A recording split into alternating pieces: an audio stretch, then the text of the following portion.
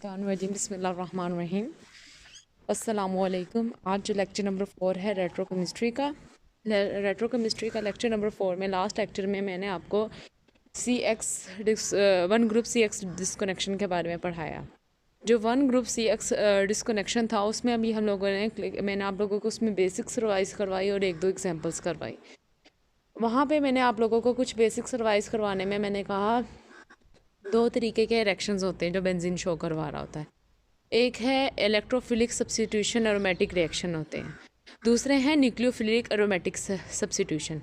मतलब electrophilic substitution reaction में क्या था कि इलेक्ट्रोफाइल आके सब्स्टिट्यूट हो जाएगा।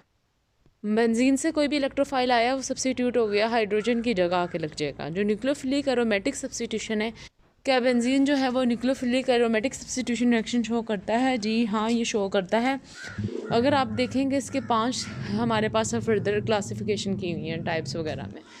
तो वो जो है अब हम लोगों ने जो मैं आप लोगों को यहाँ पे स्टडी करवाऊँगी, जैसे फर्स्ट एग्जांपल से हम लोग स्टार्ट करते हैं। हमारे पास एक केस है, ठीक है। अब ये बेंजीन है और आर ऐसे मैंने दरमियान में ऐसे अटैच करवाया हुआ। आर का ये मतलब है कि ये आर ऑर्थो पोजीशन में भी हो सकता है, ये आर मेटा में भी हो सकता है, ये आर पैरा पोजीशन में भी हो सकता है। मतलब ये आर 3 तरीके से हो सकता है। अब न्यूक्लियोफिलिक सब्स्टिट्यूशन रिएक्शंस क्या होते हैं? न्यूक्लियोफिलिक सब्स्टिट्यूशन रिएक्शन है जिसमें न्यूक्लियोफाइल सब्स्टिट्यूट होगा। अब देखें, अगर यहाँ पे डिस्कनेक्शन हो रही है, यहाँ पे CO बॉन्ड टूट रहा है, अब बेंजीन के ऊपर पॉजिटिव चार्ज आ रहा है, मतलब बेंजीन एज इलेक्ट्रोफाइल है, इसके ऊपर कोई न्यूक्लियोफाइल आके सब्स्टिट्यूट होगा। आपको पता है बेंजीन के ऊपर तो पास पाई बॉन्ड है, ये तो एज अ न्यूक्लियोफाइल के तौर पर एक्ट करता था। अब बेंजीन जो है ये एज अ इलेक्ट्रोफाइल के ऊपर इलेक्ट्रोफाइल के तौर पर एक्ट करेगा। इसको आके कोई भी इसके ऊपर न्यूक्लियोफाइल आके अटैच हो सकता है, तो इसे न्यूक्लियोफिलिक एरोमेटिक सब्स्टिट्यूशन रिएक्शन कहते हैं। अब बेंजीन जो है ये एज अ इलेक्ट्रोफाइल कैसे एक्ट करेगा, ये कब पॉसिबल होगा? बेंजीन हम तो हमेशा से पढ़ते आ रहे हैं जी, ये एज अ न्यूक्लियोफाइल है। अब कैसे ये एज अ इलेक्ट्रोफाइल के तौर पे एक्ट करेगा? ये तब एक्ट करता है जब इसके ऑर्थो और पैरा पोजीशन पे कोई भी इलेक्ट्रॉन विथड्राइंग ग्रुप लगा हो। ऑर्थो या पैरा पोजीशन पे इसके कोई भी हमारे पास इलेक्ट्रॉन विथड्राइंग ग्रुप लगा होगा, ठीक है। अब इसका नेक्स्ट हम लोग देखते हैं एग्जाम्पल। इस एग्जाम्पल के थ्रू आप लोगों को इजीली इंशाल्लाह समझ आ जाएगी। सबसे पहले एग्जाम्पल में हम लोग यहाँ पे डिस्कशन करेंगे। हमारे पास यहाँ पे एक ग्रुप गया हुआ है। अब ये वन ग्रुप CX है, देखिए यहाँ पे एक ही ग्रुप लगा हुआ है। अब इसकी हमारे पास क्या है, हम लोगों ने इसकी डिस्कनेक्शन करनी है, क्योंकि बेंजीन के ऊपर पॉजिटिव चार्ज आएगा। अब ऑक्सीजन के ऊपर नेगेटिव चार्ज आया तो हमने इसके सिंथेटिक इक्विवेलेंट ड्रा कर दिए। और यहाँ पे F कोई भी हम लोग यहाँ पे ले आए हेलोजेंस वगैरह, और ये एक सिंथेटिक इक्विवेलेंट इसके ड्रा हो चुके हैं। और जौन सा बॉन्ड टूटा वो मैंने इसका डबल एरो पे रख दिया। अब इसकी सिंथेसिस करनी, एक दफ़ा रेट्रो करते हैं, दूसरी दफ़ा सिंथेसिस। और नेगेटिव जो है यहाँ से बेस कोई भी हाइड्रोजन को एलिमिनेट कर देगी। याद रखिएगा न्यूक्लियोफाइल और बेस में क्या डिफरेंस होता है। न्यूक्लियोफाइल और बेस में ये डिफरेंस है कि जो बेस होती है वो हाइड्रोजन को एक्सेप्ट कर लेती है, ठीक है। कोई हर इलेक्ट्रोपॉजिटिव को कर रही है, बट ये हाइड्रोजन को यहाँ ले रही है। जो न्यूक्लियोफाइल होता है वो ज़्यादा हाइड्रोजन को नहीं लेगा, हाइड्रोजन के अलावा जितनी भी इलेक्ट्रोफिलिक स्पीशीज उसको लेने को ज़्यादा प्रीफर करता है। अब देखें, ये O नेगेटिव जो है इस फ्लोरीन के यहाँ पे इस वाले बॉन्ड पे अटैक करेगी, ये बॉन्ड इधर शिफ्ट हो जाएगा और यहाँ से ये इधर शिफ्ट हो जाएगा। अब आप देखें कि दोबारा यहाँ पे C के ऊपर नेगेटिव चार्ज आ गया। जब C के ऊपर यहाँ पे नेगेटिव चार्ज आ गया तो ये अपना बॉन्ड इधर शिफ्ट करेगा, ये वाला इधर होगा, तो ये फ्लोरीन यहाँ से एलिमिनेट हो जाएगा और हमारे पास ये टारगेट मॉलिक्यूल इजीली बन जाता है। तो ये जस्ट आपको एग्जांपल के लिए एक जो है यहाँ पे समझाया गया है। अब हम लोग आगे नेक्स्ट देखते हैं, हमारे पास क्या क्या इंपॉर्टेंट आगे पॉइंट्स हैं उसको यहाँ पे डिस्कस करेंगे। अब नेक्स्ट है बायोडाइजोटाइजेशन। आपको पता है न्यूक्लियोफिलिक सब्स्टिट्यूशन में आपको कितने मैकेनिज्म होते हैं। एरोमेटिक सब्स्टिट्यूशन में बायोडाइजोटाइजेशन जिसमें डाइजोनियम साल्ट बनता है, पहला तो हमारे पास ये वाला आ जाता है। तो सबसे पहले हम ये एग्जांपल देखते हैं कि हमारे पास डाइजोटाइजेशन का मैकेनिज्म हुआ कैसे है, ताकि आप लोगों की पहला रिवाइज हो जाए मैकेनिज्म। आप देखिए कि हमारे पास ये कोई भी अल्काइल ग्रुप बेंजीन के किसी भी पोजीशन पे भी अटैच है। हम लोग नाइट्रेशन करवाएंगे तो NO2 ग्रुप अटैच हो गया। नाइट्रेशन किसके थ्रू होती है? इलेक्ट्रोफिलिक सब्स्टिट्यूशन के थ्रू होती है। फिर आप इसकी रिडक्शन करवाएंगे तो ये NH2, क्योंकि NH2 ग्रुप डायरेक्ट अटैच नहीं होता, तो रिडक्शन से यहाँ पे हाइड्रोजन पैलेडियम ले लिया।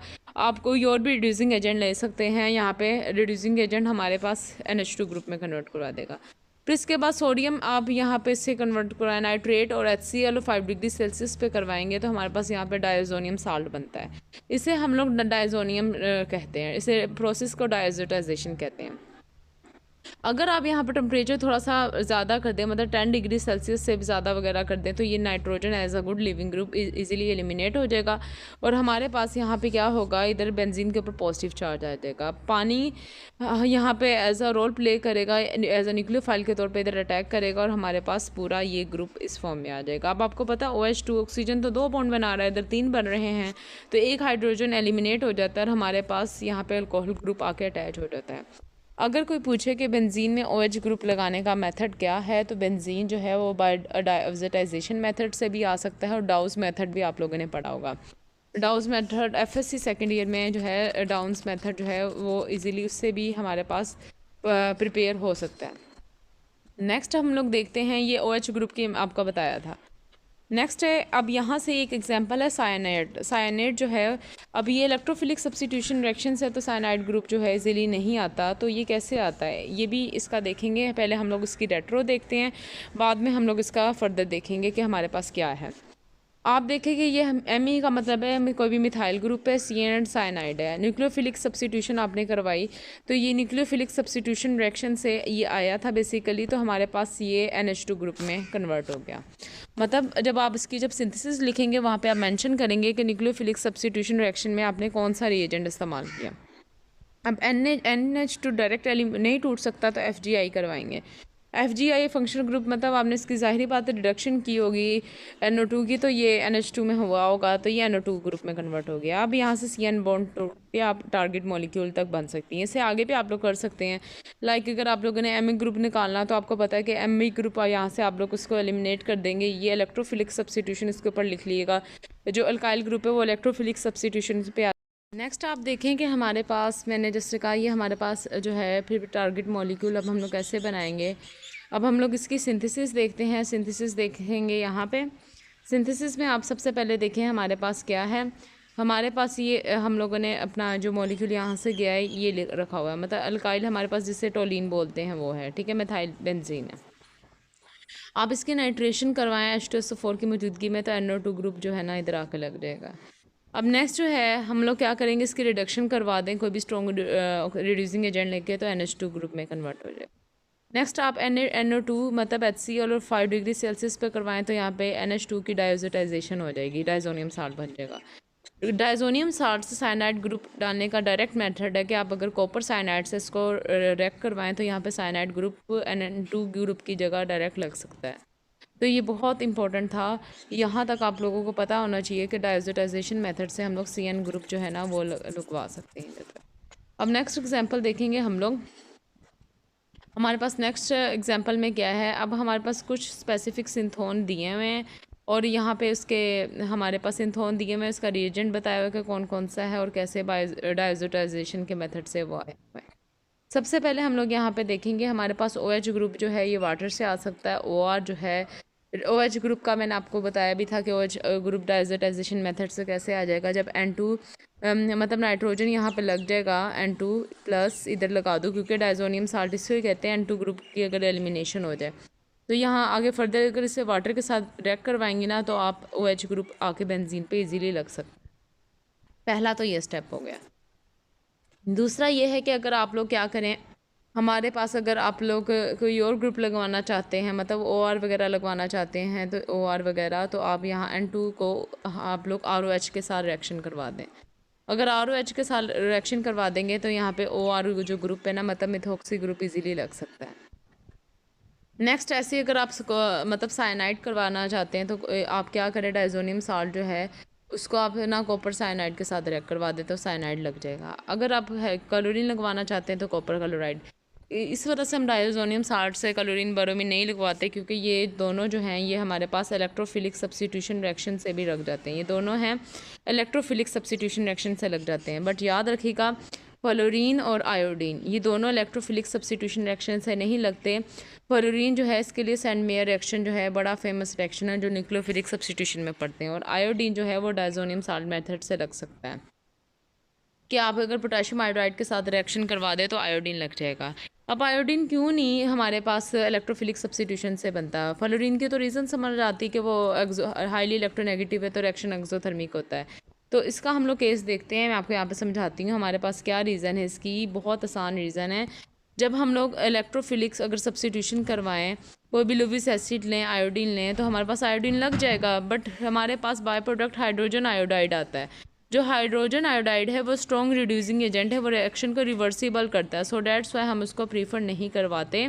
हमारे पास हमारा जो प्रोडक्ट है वो जनरल ज़्यादा नहीं आता, सो डैट्स वाई हम लोग इसको ज़्यादा प्रीफर करवाते हैं। इसको बनाना ज़्यादा प्रीफर करेंगे। किससे ज़्यादा प्रीफर करेंगे? हम लोग इसको ज़्यादा प्रीफर करेंगे बाय किस मेथड से? न्यूक्लियोफिलिक रिएक्शन से। वो भी हम लोग डायजोटाइजेशन मेथड से आगे करवा लें। ऐसे ही AR ग्रुप और आप करवा लें, आप लोग अरोमेटिक कोई भी कंपाउंड ऐड करवा सकते हैं और हाइड्रोजन वगैरह को करवा सकते हैं इसकी, आप अगर आप लोग ये एज अ रिएजेंट के तौर पे इस्तेमाल। तो ये इंतहाई सिंपल है। आगे नेक्स्ट हम लोग देखते हैं एग्जाम्पल। मज़ीद एग्जाम्पल देखेंगे कि हमारे पास ऑर्डर ऑफ इवेंट्स कौन कौन से यहाँ पे हो रहे हैं।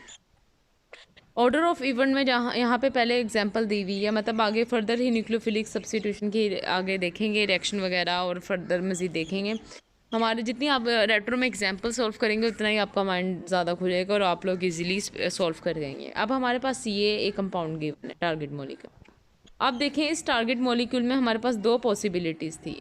एक पॉसिबिलिटी ए है, दूसरी हमारे पास पॉसिबिलिटी बी है। अब हम लोग इसमें से कौन सा रूट जो है वो प्रीफर करेंगे? इस वाले आप रूट में देखें, अब हमारे पास क्या है इस वाले रूट में। एक मिनट, ये स्ट्रक्चर आपको इजीली शो हो जाए। ये देखें इस वाले आप में देखें हमारे पास रूट ए है और रूट बी है। हम लोग यहाँ पे अगर रूट ए वाला हम लोग करवाएं, मतलब अगर हम लोग रूट ए वाला देखें, ये वाला ग्रुप में एलिमिनेट करवा दूँ, ये देखें तो फ्रीडर क्राफ्ट एल्काइलेशन से ही एल्काइल ग्रुप आया होगा ना। अगर ये वाला मैं रूट बी वाला इसको ब्रेक करवाऊँ तो ये फ्रीडर क्राफ्ट एसाइलेशन से आया होगा। अब किसको ज़्यादा प्रीफर किया जाए, एल्काइलेशन को या एसाइलेशन को प्रीफर किया जाए? तो मैं कहूँगी कि जो हमारे पास एल्काइलेशन वाला है, मतलब हमारे पास ये वाला जो रूट है ये एसाइलेशन वाला ही ज़्यादा बेस्ट है। क्यों? अगर ये वाला ग्रुप एलिमिनेट करवा दूँगी, क्यों? वाई रूट बी फेवरेबल है। इसकी रीज़न आपको सिंथेसिस में ज़्यादा अच्छे तरीके से समझ आएगी। जब आप लोग इसकी सिंथेसिस करेंगे वहाँ पे आप लोगों को ज़्यादा इसको ब्रीफली कर सकते हैं। अब देखते हैं हम लोग इसकी सिंथेसिस जब आप देखेंगे हमारे पास देखें, अगर मैं डायरेक्ट पहले ये वाला ग्रुप ऐड करवा दूँ, मतलब असाइल ग्रुप, आपको पता है असाइल जो है हमारे पास इलेक्ट्रॉन विड्रॉइंग ग्रुप है। जो इलेक्ट्रॉन विड्रॉइंग ग्रुप होते हैं वो तो मेटा डायरेक्टिंग ग्रुप होते हैं। अगर ये वाला C+O ये ग्रुप होता, ये तो मेटा डायरेक्टिंग था, तो आने वाला हमारे पास अल्काइल मेटा पोजीशन पे ऐड होना चाहिए था, बट हमारे टारगेट मॉलिक्यूल में वो पैरा पोजीशन पे है। इस वजह से हम लोग क्या करते हैं, हमारे पास रूट बी फेवरेबल है, क्योंकि हमारे पास जो अल्काइल ग्रुप है, अल्काइल ग्रुप क्या है, वो इलेक्ट्रॉन डोनेटिंग ग्रुप है। Alkyl group electron donating group है, और जो इलेक्ट्रॉन डोनेटिंग ग्रुप अगर लगा हो तो वो आने वाला कंपाउंड ऑर्थो या पैरा पोजीशन पे लगता है। अब देखें सबसे पहले जनरेशन ऑफ इलेक्ट्रोफाइल होगी। एल्युमिनियम क्लोराइड जो है एसाइल क्लोराइड के साथ रिएक्ट करेगा, ये लुविस एसिड है, तो हमारे पास इलेक्ट्रोफाइल जनरेट हो जाएगा। अब जो है यहाँ पे हमारे पास कोई भी एसाइल ग्रुप आके टारगेट मॉलिक्यूल लग सकता है। ये जो है पिछले इलेक्ट्रोफिलिक सब्स्टिट्यूशन रिएक्शन में जो मैंने आपको पढ़ाया था, एक एग्जांपल रह गई थी, तो मैंने सोचा कि इसको आगे यहाँ पे आज कोट कर दूँ। ये हमारे पास इसकी सिंथेसिस थी। आज ये सारा ओवरऑल रिएक्शन है। अब न्यूक्लियोफिलिक एरोमेटिक सब्स्टिट्यूशन रिएक्शन तक हो गया है। नेक्स्ट हम लोग ये गाइडलाइन नंबर 1 है। अब गाइडलाइन नंबर 2 कीमो सेलेक्टिविटी देखेंगे। फिर हम लोग अब मैंने 1 ग्रुप डिस्कनेक्शन